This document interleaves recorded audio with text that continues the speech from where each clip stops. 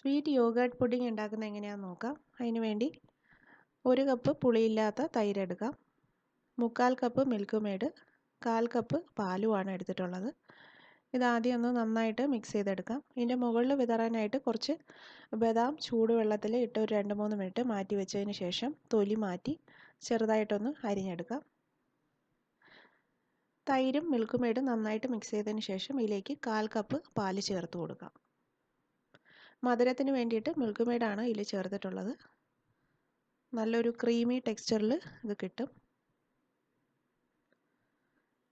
ഇതിലേക്ക് 1/4 കപ്പ് പാല് ചേർത്ത് കൊടുത്ത് നന്നായിട്ട് മിക്സ് ചെയ്തെടുക്കാം.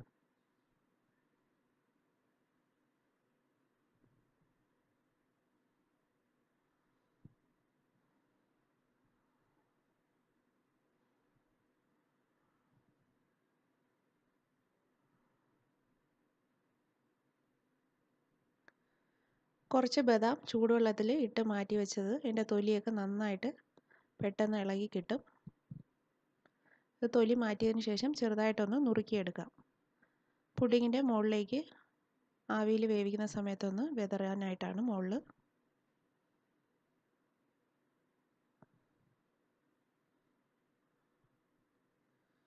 ഇതേ സമയം തന്നെ വെള്ളം ചൂടാക്കാനായിട്ട് അടുപ്പത്തേക്ക് വയ്ക്കാം. വെള്ളം നന്നായിട്ട് ചൂടായതിന് ശേഷം ഈ മിക്സ് ചെയ്ത് വെച്ചിരിക്കുന്ന കൂട്ട് നെയ്യ് തടവി ഒരു പാത്രത്തിലേക്ക് ഒഴിക്കണം. 1 സ്പൂൺ നെയ്യ് ഒഴിച്ച് ഏത് പാത്രത്തിലേക്കാണോ വയ്ക്കുന്നത് ആ പാത്രം നന്നായിട്ടൊന്ന് തടവിയെടുക്കാം. ഇത് പെട്ടെന്ന് വിട്ടുപോരാൻ വേണ്ടിയിട്ടാണ് നെയ്യ് തടവി മാറ്റി വയ്ക്കുന്നത്.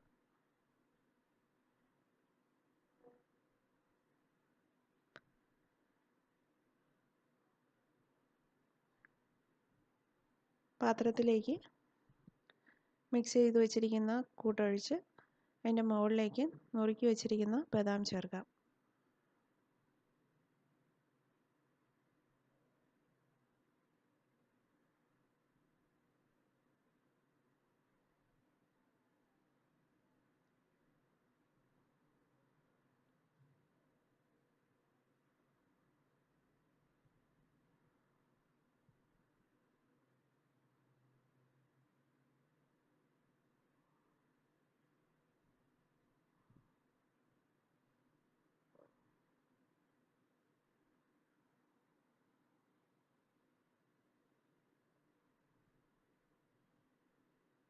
വെള്ളം നന്നായിട്ട് തിളച്ചിട്ടുണ്ട്. ഇതിൻ്റെ മുകളിലേക്ക് ഒരു പാത്രം വെച്ച് പുഡിങ്ങിൻ്റെ കൂട്ട് വെച്ച് അടച്ചു വയ്ക്കുക. ഒരു 3/4 മണിക്കൂറിന് ഉള്ളിൽ തന്നെ ഇത് വെന്ത് കിട്ടും.